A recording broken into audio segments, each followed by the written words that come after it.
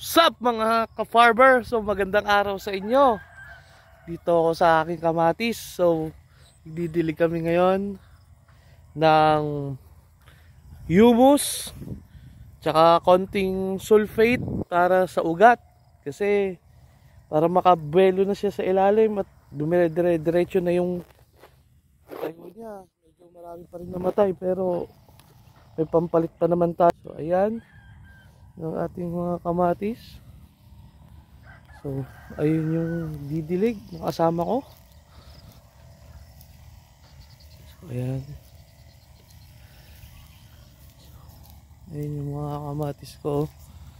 May mga namamatay talaga. Diyos ko po.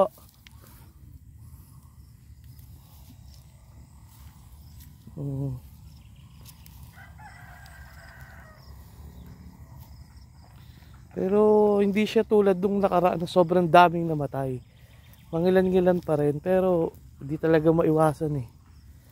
Pero ngayon, nagyag ng bago yan. Yung mga namatay, tataniman. Ito yung mga pangalawang tanim ko ng mga bago. Medyo malalaki na. Ay, ganito nangyayari oh. Naninilaw, nagigreen. So ginawa ko, nilagyan ko na siya ng abono para makakain na siya. At medyo maganda naman yung panahon ngayon. So ayan, ituloy lang. May mga humahabol na rin dito na bagong lagay. Mataas na. Ayan. Ganyan siya oh. Lalagay sa sprayer. Tapos doon na paghahalo-haluin yung humus. Tapos yung tawag dito, sulfate. Ayan oh.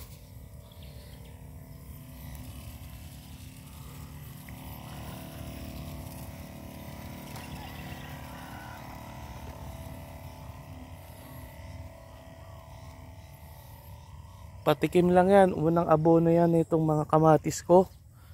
So after a week kakargahan ko na siya ng triple 14 para naman yun doon sa kanyang katawan para lumaki, bumulas.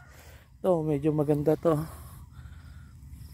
lalaki pa yan after 1 week pag nakakain. Tapos magandang abono na yung ilalagay natin. Yung triple 14 na, tapos sulfate ulit. Yan, ayun yung ilalagay natin. Tapos after a week, abono ulit. Abono lang ng abono. Hanggang sa wala ka nang iabono. So ayun mga ka-farmer no. Salamat sa inyong panonood. Pa-like and share naman ng video ko. Please oh. Thank you. Whoop whoop.